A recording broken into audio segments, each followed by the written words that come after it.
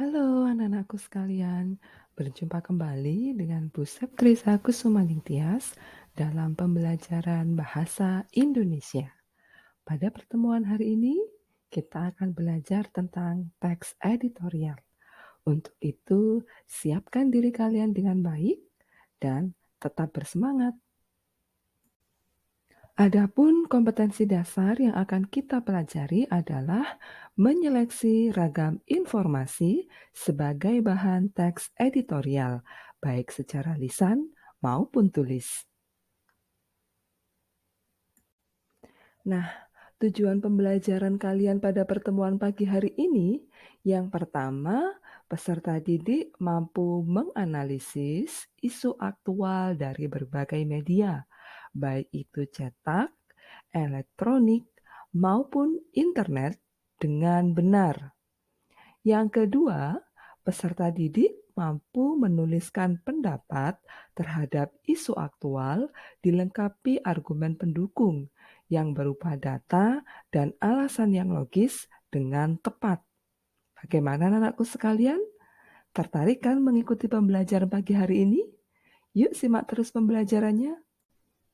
Tahukah kamu, di dalam surat kabar atau majalah sering dijumpai berbagai jenis tulisan, baik yang berbentuk berita, editorial, pojok redaksi, maupun surat pembaca.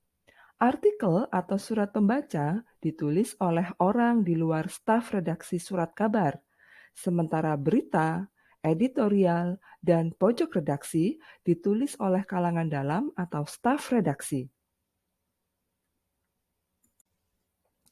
Lalu, apa beda editorial dan berita? Berita memuat fakta dalam penyampaiannya dan bebas dari opini penulis.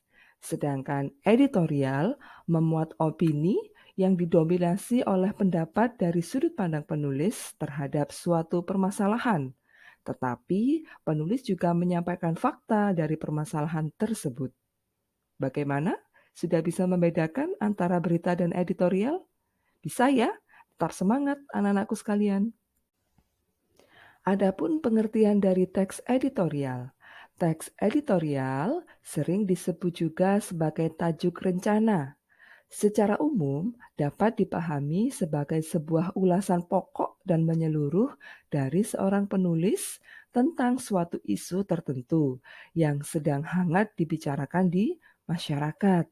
Teks editorial sendiri biasanya memuat pendapat pribadi dari redaksi terhadap suatu masalah secara aktual. Beberapa isu yang bisa diangkat yaitu seperti masalah tentang politik hingga permasalahan terkait sosial dan ekonomi suatu masyarakat. Lalu, apa fungsi teks editorial? Fungsi teks editorial adalah untuk memengaruhi dan meyakinkan pembaca. Oleh karena itu, teks editorial bermanfaat untuk merangsang pemikiran pembaca terkait suatu isu atau masalah yang terjadi di kehidupan. Bahkan, terkadang teks editorial mampu untuk menggerakkan pembaca untuk bertindak terhadap suatu permasalahan atau isu yang dibicarakan. Ciri teks editorial. Teks editorial mempunyai 3 ciri utama. Yang pertama, aktual dan faktual. Yang kedua, sistematis dan logis. Dan yang ketiga, argumentatif. Ciri yang pertama, aktual dan faktual. Teks harus mengangkat informasi yang tengah hangat diperbincangkan di masyarakat. Jangan lupa juga, informasi tetap harus mengedepankan fakta yang terjadi ya. Ciri yang kedua, sistematis dan logis.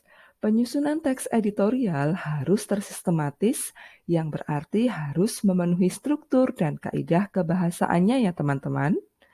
Teks juga harus logis, artinya masuk akal dan tidak imajinatif. Ciri yang ketiga, argumentatif.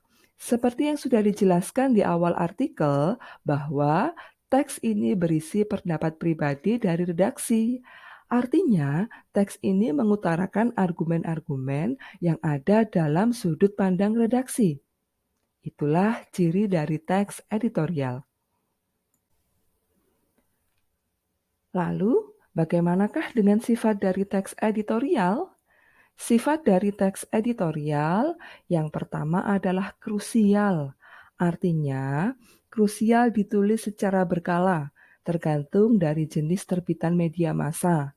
Misalnya, media massa harian, mingguan, dwi mingguan, atau bulanan.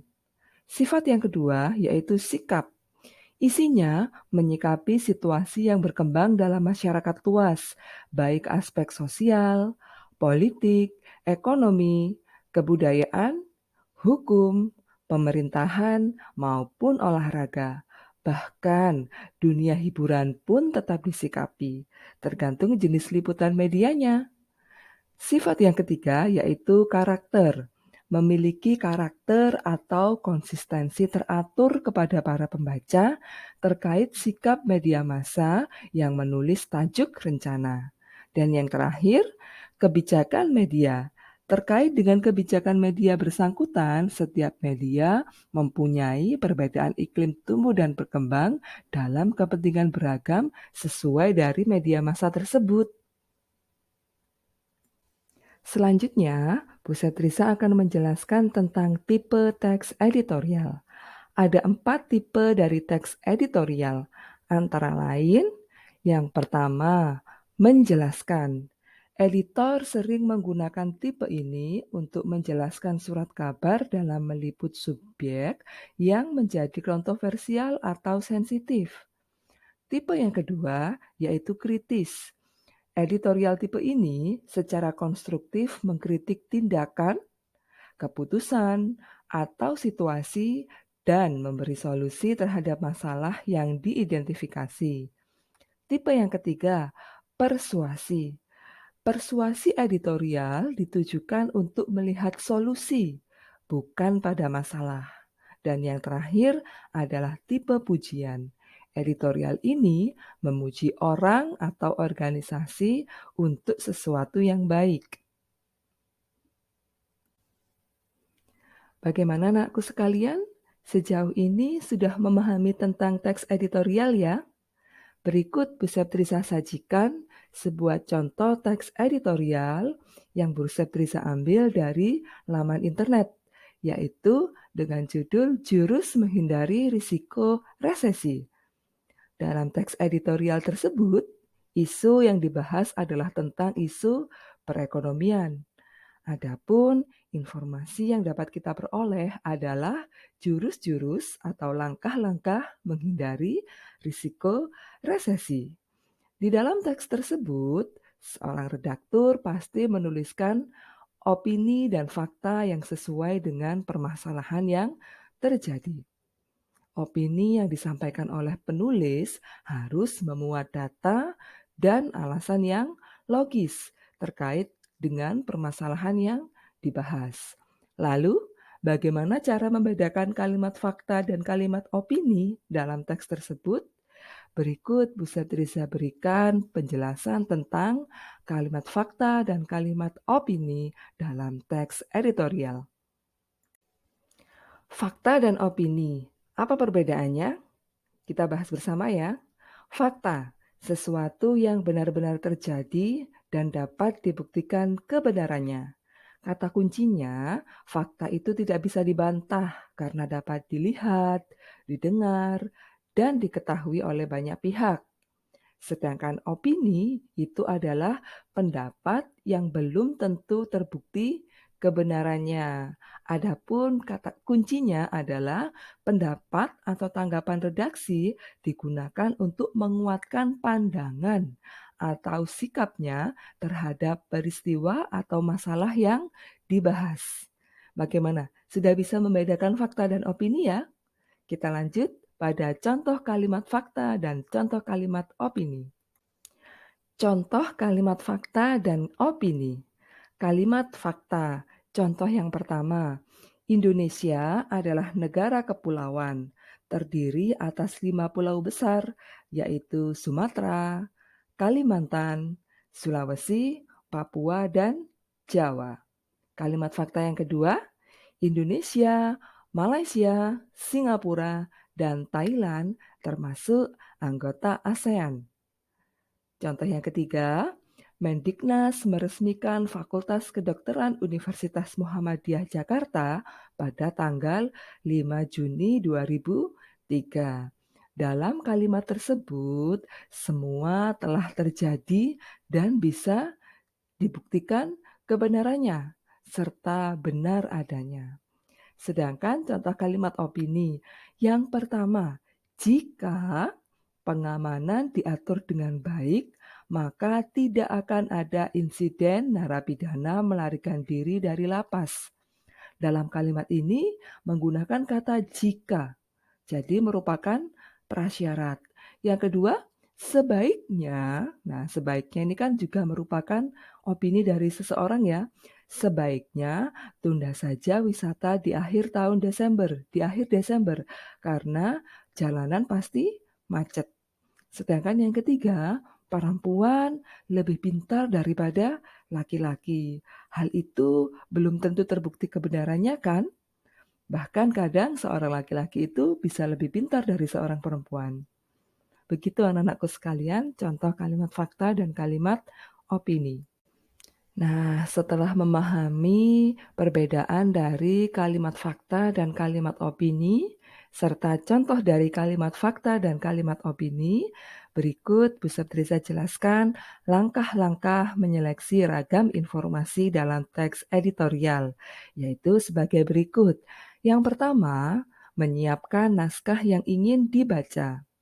Yang kedua, berilah tanda menggunakan stabilo pada bagian yang dianggap itu penting.